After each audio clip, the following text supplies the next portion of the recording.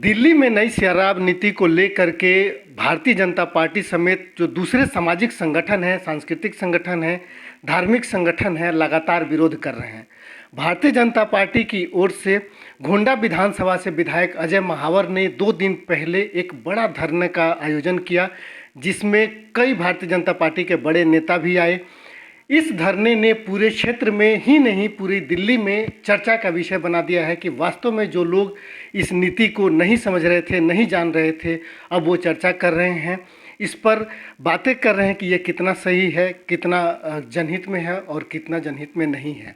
आज हमारे साथ फिर विधायक अजय महावर जी हैं, जो पूरी जोर शोर से लगे हैं कि इस नीति में बदलाव हो, ताकि जो आम युवा है या जो लोग हैं उन तक शराब की पहुंच जो है जो कम रखी जा सके। ये इस नीति को बदलाव हो, जो पुरानी नीति थी शायद वही सही थी।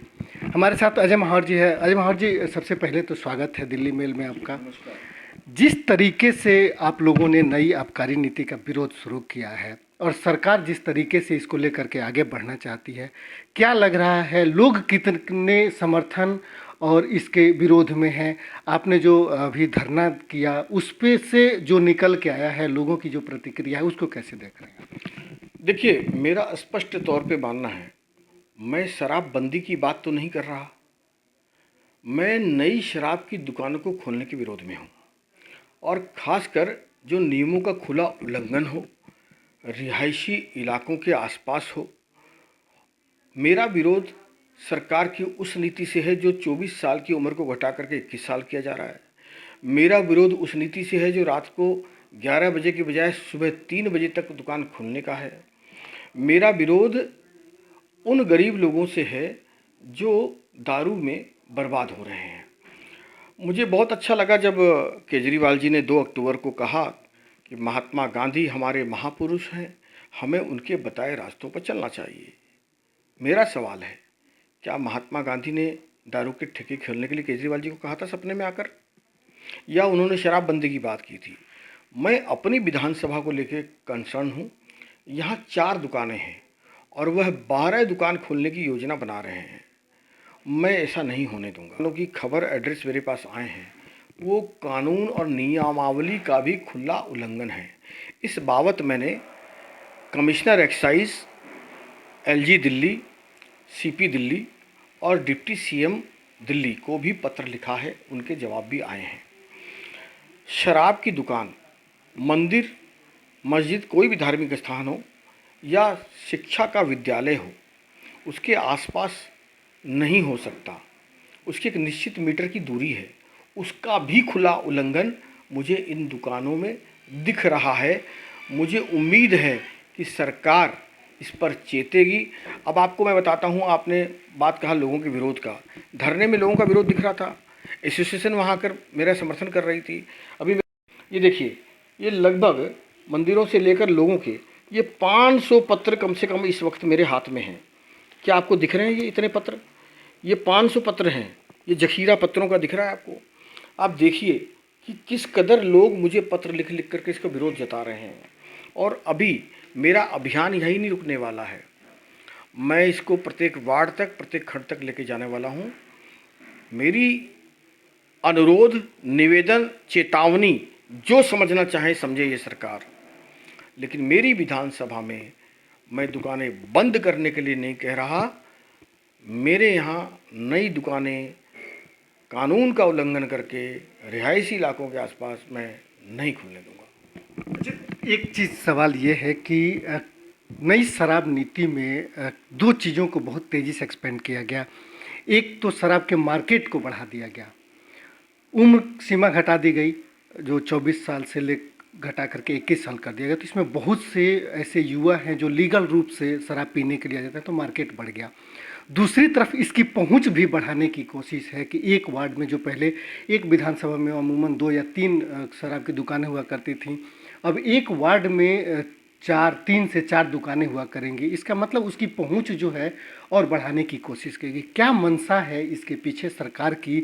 आप ऐसा क्या समझते हैं कि दोनों चीज़ें, मतलब इस पूरे मार्केट को बढ़ावा देने की कोशिश भी है? हाँ, दे रहा है। अब बताइए, जहाँ अभी दारू की दुकानें हैं वहाँ हमारी बहन बेटी का निकलना आज भी दूभर है। क्या बात करते हैं आप? अरे आप जो डीडीए के बड़े बड़े मॉल हैं, कॉम्प्लेक्स हैं, वहाँ खोलिए ना। वहाँ किसने मना किया? पहले से ही चल रही हैं, रेस्टोरेंट चल रहे हैं। आप रिहायशी इलाके के अंदर आकर के इस प्रकार का काम नहीं कर सकते। और जो रीच बढ़ाने की बात है, आप तो कहते हैं युवाओं को शिक्षा देना चाहते हैं। पर्यावरण आप साफ नहीं दे पा रहे हैं, हवा पानी आप साफ नहीं दे पाए दिल्ली को, यमुना आप साफ नहीं कर पाए, नए विद्यालय कॉलेज नहीं खोल पाए। दारू के ठेके खोलने में आपकी बड़ी दिलचस्पी है और उसको प्राइवेट हाथों में, आप तो हर चीज़ का प्राइवेटाइजेशन का विरोध करते थे, शीला जी के टाइम से करते थे। तो आप इसको प्राइवेटाइजेशन करना क्यों चाहते हैं? और जो दारू की सरकारी ठेके हैं उनकी नौकरियों का क्या होगा? तो कुल मिला करके बड़ी दिलचस्पी है और उसको प्राइवेट हाथों में, आप तो हर चीज़ का प्राइवेटाइजेशन का विरोध करते थे, शीला जी के टाइम से करते थे। तो आप इसको प्राइवेटाइजेशन करना क्यों चाहते हैं? और जो दारू की सरकारी ठेके हैं उनकी नौकरियों का क्या होगा? तो कुल मिला करके मेरा विरोध बिल्कुल इतना साफ है कि मैं इसका एक्सपेंशन नहीं होने देना चाहता। यही मेरी मूल नीति है। एक सवाल ये है कि दिल्ली सरकार जब सत्ता में आई तभी से लगातार फ्री की योजनाएं शुरू हुई। कई सारी योजनाएं हैं जो फ्री दी जा रही हैं, वो बसों में महिलाओं से लेकर के और बिजली और पानी तक। फिर जब कोरोना आया, कोरोना के दौरान लॉकडाउन हुआ और रेवेन्यू का जब अभाव हुआ तो सबसे पहले शराब के ठेके भी खोले गए ताकि उससे ज़्यादा से ज़्यादा पैसा आए। कहने का मतलब ये है कि सरकार शराब से आए हुए रेवेन्यू पर ज़्यादा डिपेंडेंट थी। क्या एक ये वजह माना जाए कि सरकार जो योजनाएं लेके आ रही हैं उन योजनाओं पर खर्च होने वाले जो पैसे हैं वह शराब के माध्यम से लेकर के आने की कोशिश है, या फिर जिस तरीके का मैसेज देने की कोशिश जो आबकारी नीति बनाई गई है उस नीति के तहत कुछ और खेल देखने को मिल सकता है? कि ये समाज के हित के लिए नहीं, ये निजी जेबों को भरने के लिए पॉलिसी लाई गई है। पार्टी का खजाना भरने के लिए पॉलिसी लाई गई है। सरकार के पास पैसे की कोई कमी नहीं है। अभी आप रेवेन्यू देखिए, कोरोना ये 6 महीने का रेवेन्यू देखिए, पुराना जो रेवेन्यू कोरोना से पहले था उसके बराबर तो आ चुका है। वैक्सीन फ्री दे रही है केंद्र सरकार, राशन फ्री दे रही है केंद्र सरकार। तो ये क्या दे रहे हैं? इनका पैसा किस में लग रहा है? ऑक्सीजन के प्लांट दे रही है केंद्र सरकार। अरे भाई, तुमको तो केंद्र सरकार सारी मदद दे ही रही है। इसीलिए ये एक तरीका है अपने जेबें भरने का, पार्टी का खजाना भरने का, ताकि दूसरे प्रदेशों में जाके चुनाव लड़ सके। अच्छा, ये इतने जो चिट्ठी आ रहे हैं, जो भी लेटर आ रहे हैं विरोध के लिए, आप लोग सड़क पे आ चुके हैं। अब यदि सरकार इसको वापस नहीं लेती है इस नीति को, तो आप या फिर भारतीय जनता पार्टी पूरी क्या कदम आगे उठाएगी इसको रोकने के लिए या फिर इस नीति में परिवर्तन के लिए? दिल्ली स्तर पर भी इस पर बड़ा आंदोलन छिड़ेगा और मेरी विधानसभा को लेकर मैं आश्वस्त हूँ कि मैं किसी भी कीमत पर कानून का उल्लंघन करके रिहायशी इलाकों के आसपास मंदिर, मस्जिद, गुरुद्वारे या शिक्षा विद्यालय के आसपास तो इसे कम से कम बिल्कुल नहीं खुलने दूंगा। वैसे मेरी विधानसभा में मैं खुलने ही नहीं दूंगा। ठीक है, बहुत बहुत धन्यवाद।